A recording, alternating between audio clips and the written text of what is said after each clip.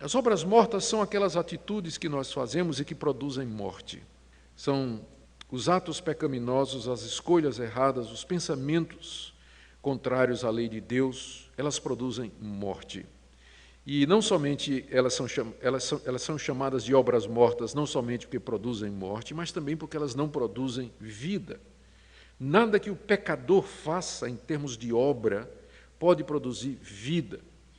E a consciência do pecador, portanto, é contaminada, porque mesmo na pessoa mais bruta, mesmo no ignorante mais selvagem, e mesmo no cético mais empedernido, ainda resta uma consciência que o acusa quando ele faz alguma coisa errada. A culpa é universal. É universal. Por mais que hoje se tente aliviar o sentimento de culpa da sociedade, transferindo-a para o próximo, para o governo, querendo abolir os absolutos e os referenciais para que a pessoa se sinta livre nas suas obras mortas, contudo, não baixou o número de pessoas que procuram os psicólogos e psiquiatras simplesmente com culpa. Na verdade, o número de suicidas aumenta. Cada vez mais de pessoas desesperadas que vão para as drogas, vão para o alcoolismo, procurando afogar a angústia que elas sentem no fundo do seu coração. Então, as obras mortas, elas contaminam a consciência. Não há pessoa alguma que consiga viver com a consciência tranquila. Por mais empedernido que ele queira ser, por mais que ele tente sufocar, racionalizar, explicar, achar, ele não vai conseguir, porque isso é uma sensação universal e é resultado do fato de que o homem foi criado um ser moral, com capacidade de escolha entre o bem e o mal. E a consciência é exatamente a ferramenta ou instrumento que diz para ele quando ele fez o certo e quando fez o errado.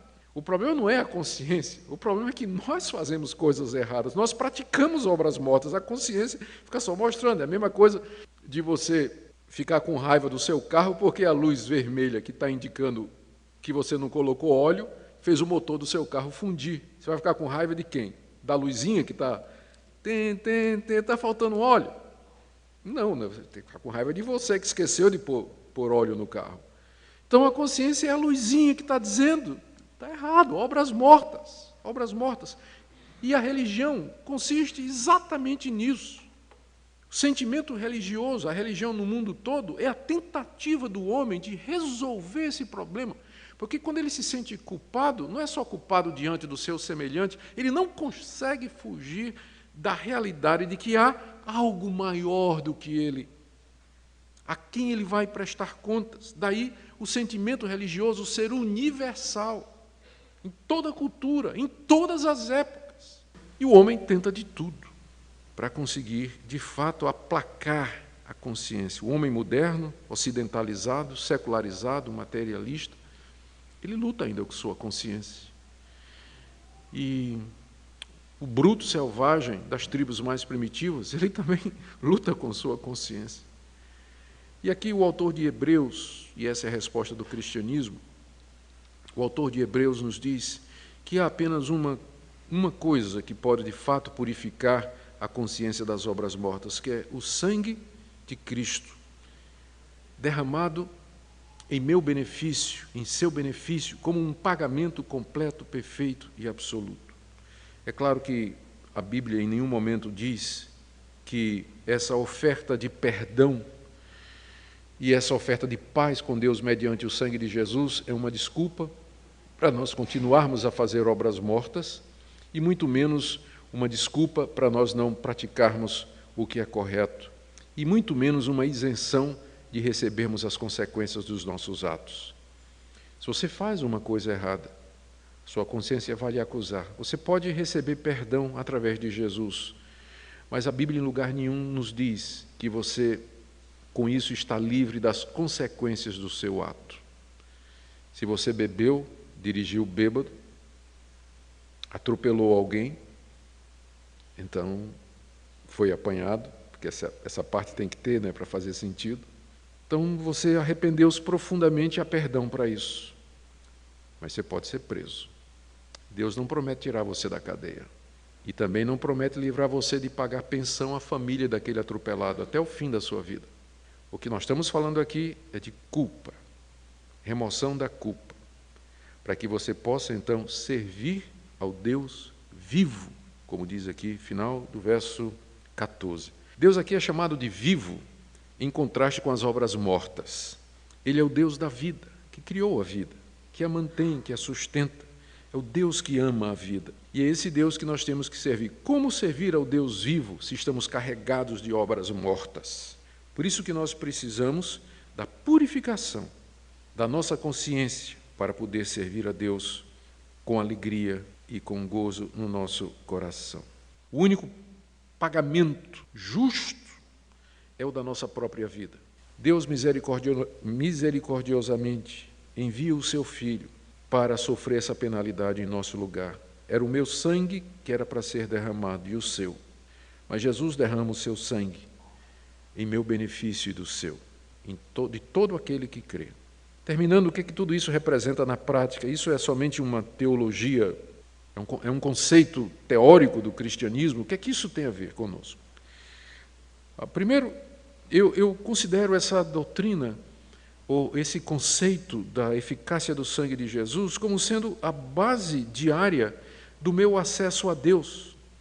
De que maneira eu posso me chegar ao Deus vivo, ao Deus santo, justo, verdadeiro, que criou todas as coisas, esse Deus imanente, presente na criação, também transcendente, totalmente outro, infinito, incompreensível? Como é que eu posso me chegar à própria contemplação do universo, da grandeza do universo, me faz sentir tão pequeno? Eu posso me aproximar desse Deus e ter um relacionamento com Ele, lembrando que no seu plano, no drama que Ele elaborou desde a eternidade, estava a vinda de um representante da raça humana, Jesus, verdadeiro homem, que iria morrer pelos pecados do seu povo, de maneira que nós pudéssemos chegar a Ele livremente. Na prática, isso significa que todo dia eu me lembro do sangue de Jesus, e com isso eu me sinto corajoso para chegar diante de Deus. Quando o meu coração me acusa, minha consciência me acusa, eu me lembro do sangue derramado por mim. Eu me lembro que Cristo já pagou de maneira efetiva a minha culpa. Isso me traz liberdade. Tem dois tipos de liberdade. Uma é você procurar liberdade tentando fazer de conta que você não tem culpa. Outra é a liberdade que é adquirida, você reconhecendo que você tem culpa, mas sabendo que ela foi paga. E essa é a verdadeira liberdade. Não é você negar a sua culpa, mas é você admitir que é culpado e receber o pagamento da culpa oferecida pelo próprio Deus. Essa é que é a verdadeira liberdade. Diariamente eu posso recorrer a Deus pelo sangue de Jesus para perdão de pecados, para a certeza da salvação e da vida eterna. Só cuidado para não transformar o sangue de Jesus num talismã, como se fosse uma coisa mística. O pessoal que diz assim, sangue de Cristo. Não tem gente que faz isso? Nós temos a alma católica, né? A gente gosta de coisas, de objetos místicos, na verdade não é nem católica, é alma pagã, né? Que a gente vê um valor místico até no próprio sangue de Jesus. Não há valor místico no sangue de Jesus. O sangue de Jesus representa a sua morte, seu sacrifício na cruz, e é por ele que nós somos gratos a Deus. A pergunta aqui nessa noite é: o que a morte de Cristo representa para você? De que maneira prática saber disso lhe ajuda no dia a dia? Como é que você lida com a culpa? E de que maneira você espera um dia estar diante de Deus e ser recebido por Deus e perdoado? Só há uma resposta certa para isso: o sangue de Jesus. Que Deus conceda nessa noite que você compreenda, que você creia, e que você experimente essa liberdade que é de fato viver nesse mundo com a consciência em paz, não negando o que você fez, mas como efeito do perdão de Deus na sua vida. Isso somente mediante o sangue do seu Filho. Amém? Que Deus nos abençoe.